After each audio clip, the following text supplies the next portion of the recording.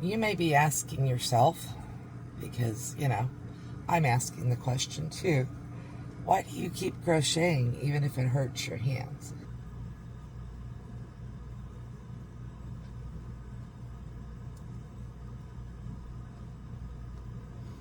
Hey guys, Melissa here.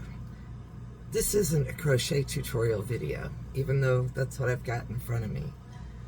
I'm going to show you how I keep stitching even when my hands hurt and all of my old lady diseases keep trying to make me stop stitching.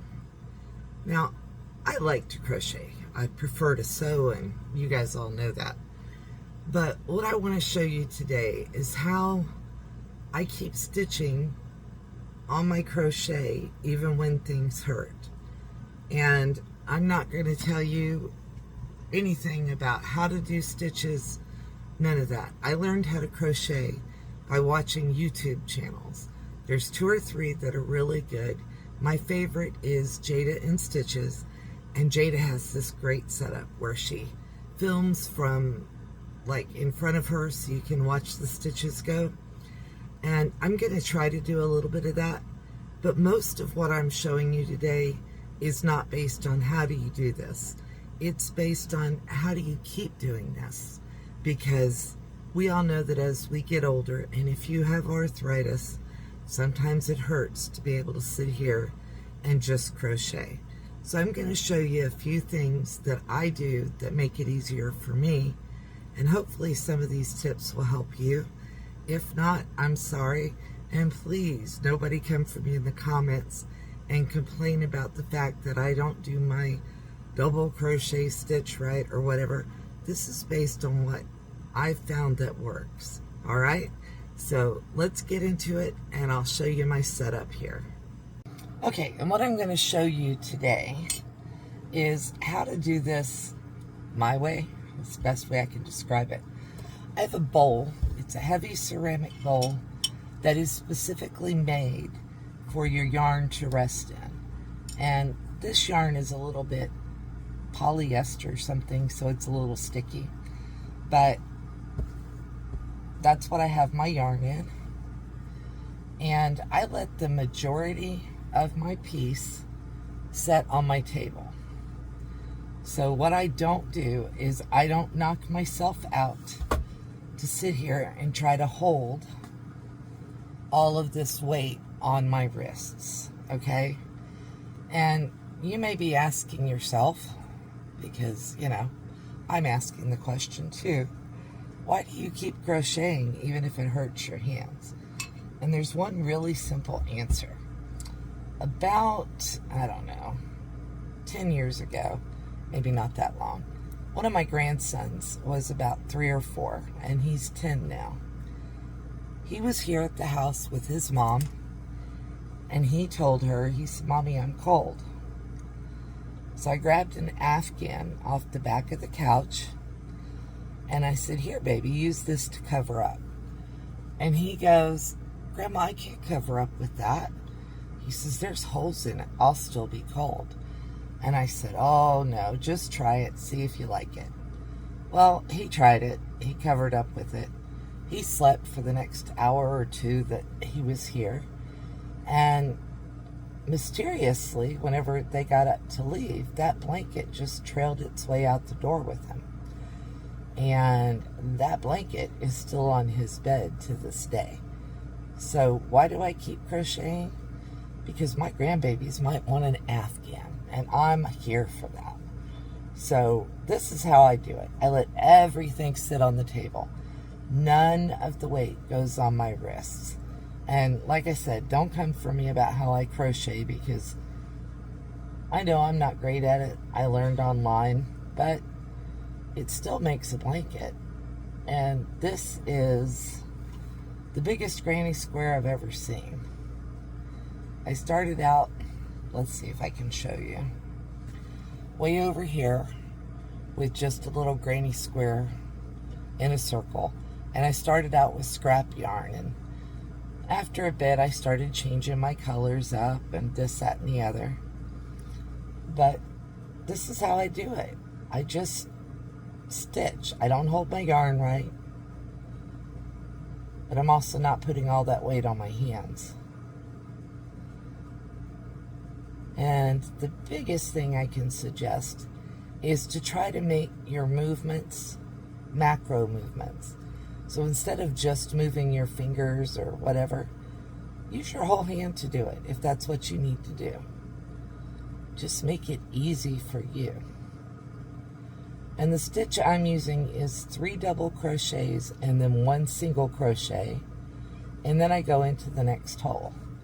Like I said, this one doesn't like coming out of that bowl because it's a stickier thread, but this is just how I do it.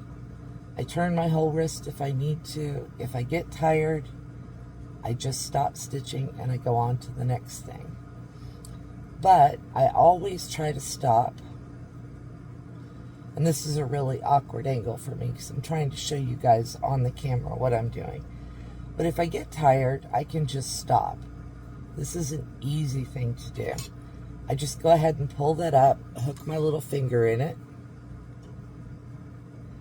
add my little stitch holder, and you can use anything for this that will close. Even a safety pin would work. Then I pull it down. I keep my hook in my bowl, and then any other thread that I think I'm going to work with. That yellow's coming in very soon. And then I keep the little stitch holder like towards the top, and I fold everything so that the string is coming out of the back side. I just fold it all up, keep the stitch holder still on the top, and then I can just stack this up and set it aside until I'm ready to start stitching again. It's not hard. It just keeps me stitching even when I hurt, and I can come back to this at any point in time. And then when I tie my threads in, I just tie them together into a double knot. I stitch that into my stitches, and if I find a string later that's just hanging out there wanting to stick up, I just clip that little string off and keep on trucking. It's not hard. It's not hard on my hands, and everything is flat, so I can sit here at my table and stitch. Some of you may know I have a TV sitting right up there, and I can sit and watch TV, listen to an audiobook, do whatever I want to do while I'm stitching. And I can pick up this bowl and carry it into my other room without any big problems. It's just one bowl to hold. And I've tried those stand-up holders that hold your yarn. I don't really like those. They don't hold everything together like I would like. So for me, this works out great. I hope that some of these tips help someone else to keep stitching while if you still want to. I mean, I know that as you get older, if you've got carpal tunnel, whatever, it makes a difference. And I will show you one other thing. I use my gloves a lot whenever I quilt, but I don't use them when I crochet, because for me, these hold on to the thread too much, and I don't want to deal with that. All right, let's go back to the main camera. Editing Melissa here. I have to add one more thing to all of this. Some of you may have noticed that I just use a straight metal hook to crochet with. The reason I do that, and I don't buy those hooks that have those little rubber things on them, or any of the cushioned, supposedly ergonomic hooks that are supposed to be great for us with arthritis, is that I don't like those hooks. They break me out. I have a latex allergy, and for me, having those against my skin all the time is really tough. So I just use a regular metal hook. It works better for me. You could add your own cushion to it. They make them that you can put on like silverware. And if I'm really having problems with my hands, I don't crochet at all. But you could add something to your metal hook if you want. Or if you really like those cushioned hooks, you're more than welcome to use one. I'm going to set it all right on top of the yarn bowl that I'm using and just set it aside until I'm ready to crochet some more. It's not hard. I can crochet for 10 minutes or 3 hours while I watch a movie, whatever I want to do. But the whole time I get to sit comfortably in my chair, give my hands, a break whenever I need to. And I don't have this big blanket sitting on my lap while I'm trying to crochet. And it's not hanging off of my wrists, so I don't have to hold up the weight of the whole piece while I work on this. I hope some of these tips helped you. Like I said, this isn't a crochet tutorial. It's just how I do things. You guys have a great day. Thanks for watching.